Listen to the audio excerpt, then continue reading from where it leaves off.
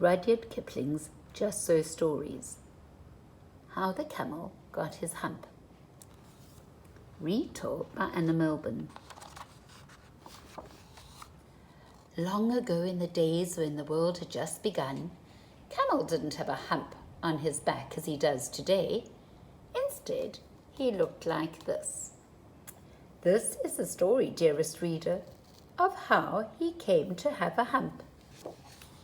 When the world was so new and all, there was lots of work to do. People were always busy hammering and chopping and fetching and carrying. Horse, dog, and ox helped. But Camel was just as lazy as the day was long.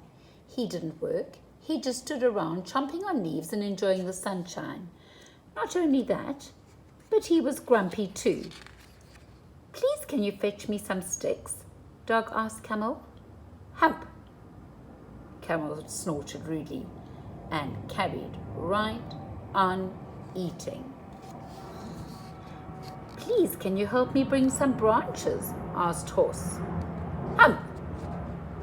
Carol snorted again. Then he stood there with his nose in the air until Horse gave up and trudged away. "Please, will you help me pull this heavy cart?" asked Ox. "It would be easier with two of us." Camel shook his head. "Hump!" was his only reply. The animals went to complain to man. "It's not fair," they moaned. "Camel won't help." Man shrugged. "If Camel won't help, you three will just have to work harder." The animals looked at Camel lazing around doing nothing, and they felt really, really cross.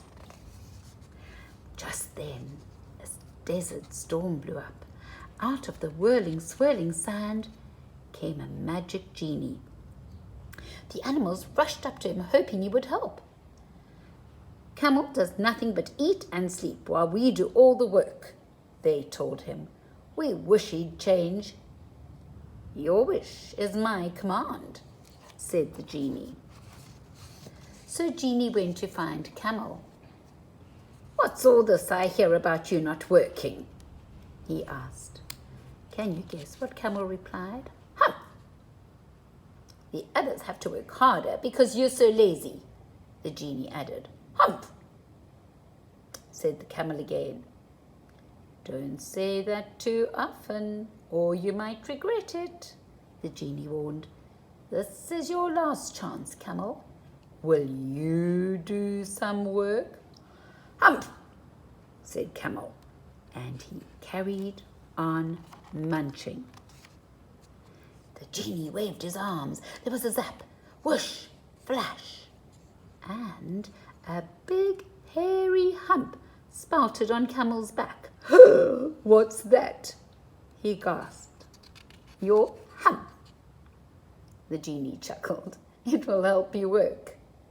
"How can that thing help me?" asked Camel. The genie laughed. "Your hump stores food, so you won't have to eat so often. You can catch up on your work while everyone else stops for lunch." Ever since that day, Camel has worked hard.